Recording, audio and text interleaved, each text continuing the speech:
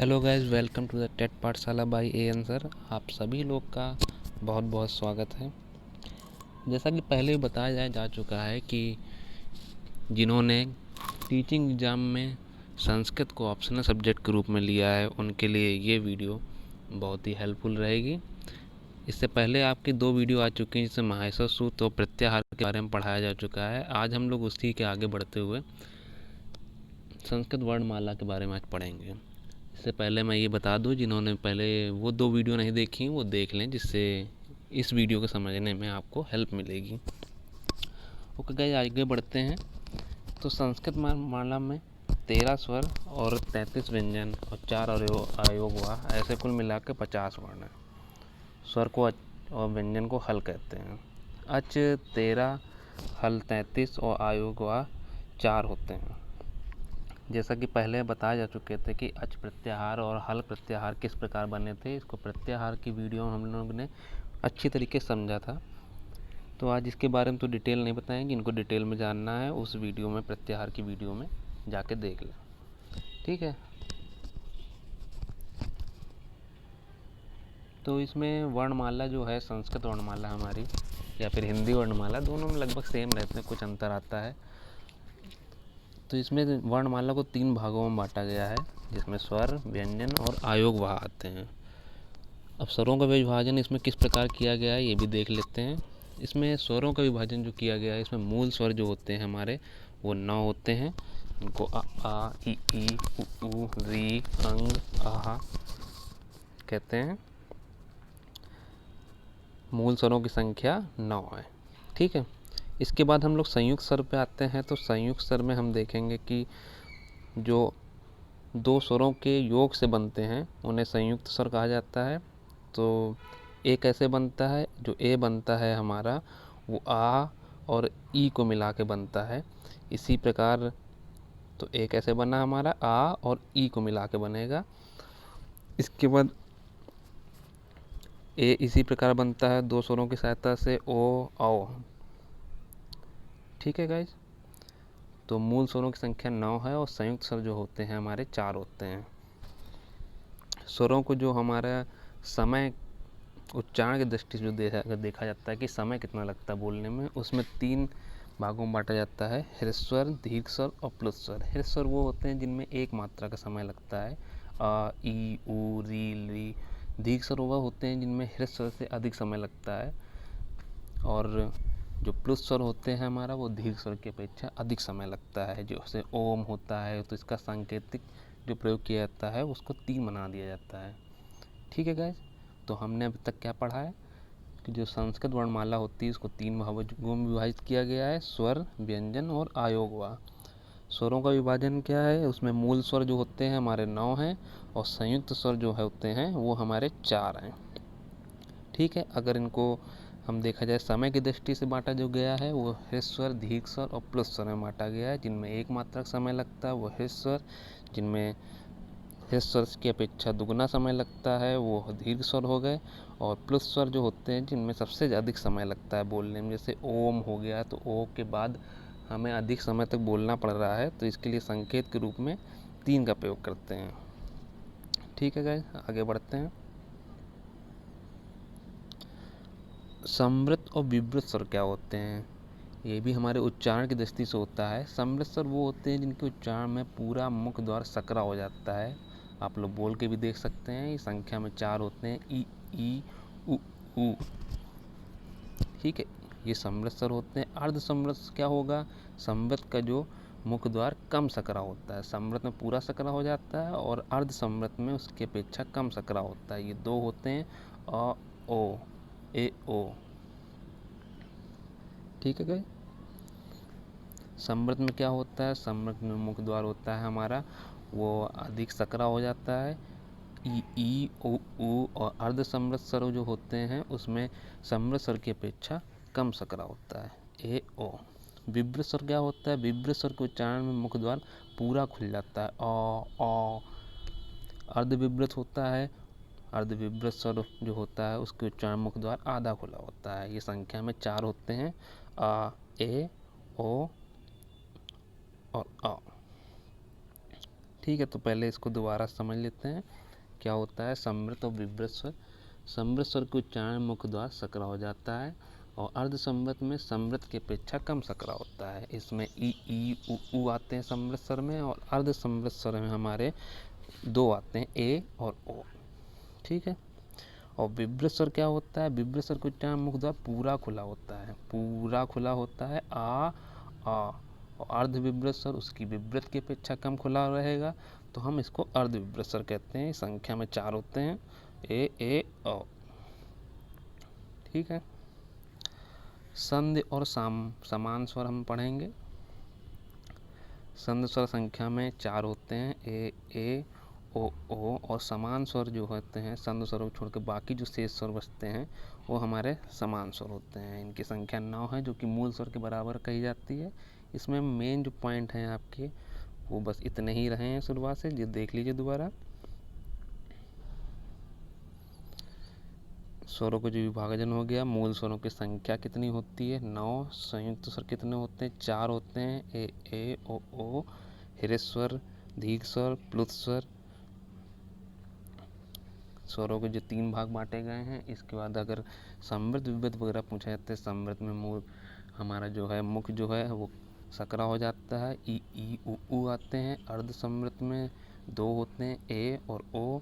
विवृत में मुंह जो होता है हमारा पूरा खुला होता है, ओ। अर्ध विवृत में उसकी अपेक्षा कम खुला होता है, आ ए ओ आ। और संधि और समान स्वर इतने इम्पोर्टेंट नहीं है, इनको एक बार बस पढ़ लीजिएगा। समान स्वर मूल स्वरों की समान ही होते हैं।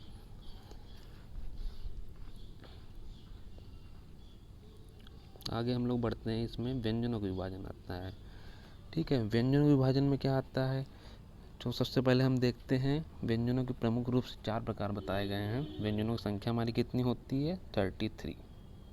ठीक है गाइस, तो स्पर्श व्यंजन जो हमारे होते हैं, का वर्ग, चा वर्ग, टा वर्ग, ता वर्ग, पा वर्ग, ये जो मिला के बनते हैं, तो इनकी संख्या टोटल स्पर्श व्यंजन की संख्या कितनी हो जाती है? 25 हो जाती है। आप लोग नोट कर लीजिए, इसमें लिखा नहीं है। स्पर्श व्यंजन जो हमारे होते हैं उनकी संख्या 25 होती है। अंतस्थ व्यंजन देखते हैं, तो अंतस्थ व्यंजन जो हमारे होते हैं, या, वा, रा, ला, ये जो हमारे होते हैं ये हमारे अंतस्थ वर्ण होते हैं। ठीक है, और इसके बाद जो हमारे ऊष्म व्यंजन आते हैं, ऊष्म व्यंजन भी आप लोगों को पता होंगे कि शा, शा और सा के उच्चारण बहुधा अशुद्धि पाई जाती है, इनको ऊष्म व्यंजन कहते हैं। हा भी इसमें होता है, जो कि कंठ होता है। और जो आखिरी जो प्रकार इसका होता है, इसको प्रकार कहिए या फिर कहिए जो व्यंजनों के मेल से बनते हैं, वो संयुक्त वर्ण या संयुक्त व्यंजन कहलाते हैं। इनको इसमें गिनती में तो नहीं जोड़ते, इनको अलग से जोड़ा जाता है। छत्र, ज्ञा, श्रा, ये जो हमारे हो गए वर्ण, ये हमारे संयुक्त वर्ण होते हैं। ये क्या कहते हैं? जैसे छा वगैरह हो गया हमारा, ये किस प्रकार से बनता है? जैसे त्रा वर्ण हमारा जैसे है, तो त्रा वर्ण हमारा ता से जुड़ेगा और रा से जुड़ेगा। और इसके बाद आखिरी में हम जैसा लगता है व्यंजनों, व्यंजन पूरे स्वतंत्र नहीं होते हैं, स्वर की सहायता से बोले जाते हैं, तो आखिरी में आ लगता है। तो 2 व्यंजन की सहायता से जो मिलके बनते हैं उनको संयुक्त वर्ण या संयुक्त व्यंजन कहते हैं। व्यंजनों पे एक बार फिर से नज़र डाल लेते हैं हम लोग कि व्यंजन क्या होते हैं। व्यंजन मुख्य रूप से 4 प्रकार बताए गए हैं, जिनमें से कुछ कुछ बुक में 3 भी कहा गया है, क्योंकि मेन जो संख्या इनकी 33 बताई गई वो स्पर्श व्यंजन 25, 4 ऊष्म व्यंजन और 4 जो हमारे होते हैं अंतस्थ व्यंजन। तो 33 संख्या इस प्रकार हमारी हो गई है, 25 प्लस 4 प्लस 4। तो हमारा 25 में स्पर्श व्यंजन होते हैं 25, इसके बाद अंतस्थ व्यंजन 4 और ऊष्म व्यंजन भी 4 होते हैं। तो संख्या टोटल हो जाती है हमारी 33। अगर हम इनका उच्चारण भी देखें, अगली क्लास में हम लोग इसके उच्चारण स्थान के बारे में बताएंगे, इसलिए अभी इतना डिटेल में नहीं बता रहे हैं। अभी का वर्ग जो होता है हमारा कंठ का बोला जाता है, चा वर्ग तालु से बोला जाता है, टा वर्ग मूर्धन्य होता है, ता वर्ग दंत होता है, पा वर्ग ओठ से बोला जाता है। इसी प्रकार या जो बनता है वो हमारा तालव्य से बनता है, वा दंत ओष्ठ से बनता है, रा मूर्धन से बनता है, ला दंतव्य से बनता है।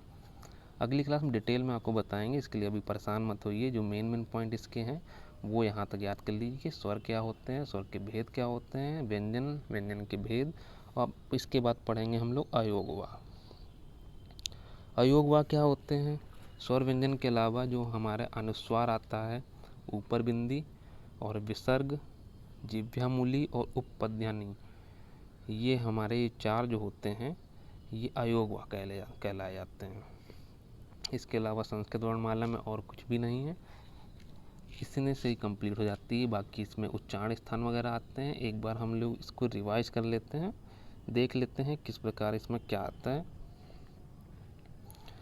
तो वर्णमाला जो हमारे बताया था कि इसमें जो 13 स्वर हो जाते हैं, बाकी हल वर्ण आता है इसमें, जो कि हल प्रत्याहार के अंतर्गत व्यंजन वर्ण आते हैं, और 4 अयोगवा बनते हैं। स्वर की जो संख्या बताई थी, स्वर क्या होते हैं? स्वर स्वतंत्र रूप से बोले जाते हैं बिना किसी की सहायता से। मूल स्वर जो होते हैं हमारे 9 होते हैं, संयुक्त स्वर 4 होते हैं, ठीक है। इसमें अगर उच्चारण की दृष्टि से देखा जाए जिनमें कम समय लगता है, ह्रस्व स्वर, दीर्घ स्वर और प्लुत स्वर होते जाते हैं। बाकी अगर हम लोग इसमें समृत और विवृत देखें, समृत में मुंह जो होता है, मुख द्वार जो सकरा हो जाता है, इसमें कौन कौन से वर्ण आते हैं? ई उ। अर्ध समृत क्या होता है? जिसमें मुख द्वार कम सकरा होता है, इसमें संख्या में 2 होते हैं, ए ओ। ये बिल्कुल आप याद रख लीजिए, पेपर में काफ़ी इससे पूछा जाता है कि समृत स्वर कौन से हैं। ऑप्शन दे देंगे आपको और पूछ लेंगे इसमें समृत स्वर ये है कि नहीं है। ऐसे ही अर्ध समृत स्वर में आता है विवृत स्वर और अर्ध विवृत स्वर, ये भी बहुत इंपॉर्टेंट, कई बार पेपर में पूछा जा चुका है इसमें, यूपी टेट में भी और सी टेट में भी। तो ये आप नोट कर लीजिए और अच्छे से याद कर लीजिए इसको। बाकी संध और समान स्वर इतने इम्पोर्टेंट नहीं है, लेकिन आपके जो ऊपर ये दिए गए हैं समृत, विवृत और अर्ध विवृत, अर्ध समृत, ये इम्पोर्टेंट है आपके। बाकी व्यंजन जो आते हैं हमारे, व्यंजन में भी आपके जो स्पर्श व्यंजन हो गए, स्पर्श व्यंजन 33 हो गए, सॉरी स्पर्श व्यंजन 25 हो गए, उस व्यंजन आपके 4 हो गए और अंतस्थ व्यंजन 4 हो गए। इस प्रकार मिला के 33 होते हैं, ध्यान रखिएगा।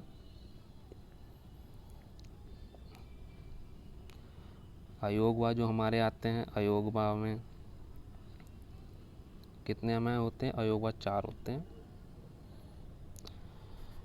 स्वर व्यंजन के अलावा अनुस्वार, विसर्ग, जिह्वामूली और उपपद्मानी, ये 4 अयोगवा कहलाए जाते हैं, ठीक है। तो स्वर कितने हो गए? स्वर जो होते हैं वो 9 मूल स्वर हो गए, बाकी 4 जो होते हैं हमारे मिलकर बनते हैं। बाकी व्यंजन हो गए, स्पर्श व्यंजन 25 संख्या हो गई, ऊष्म व्यंजन 4 संख्या हो गई, अंतस्थ व्यंजन 4 संख्या हो गई, अयोगवा भी हमारे 4 हो जाते हैं। इस प्रकार संस्कृत वर्णमाला का ये चैप्टर पूरा कंप्लीट हुआ। अगले चैप्टर हम इनके उच्चारण स्थान के बारे में पढ़ेंगे और देखेंगे किस प्रकार से उच्चारित किए जाते हैं वर्ड, कंठ, तालु वगैरह से। पूरे वीडियो में आपको कल ये बताया जाएगा। Okay guys, thank you so much. Channel को लाइक करें, सब्सक्राइब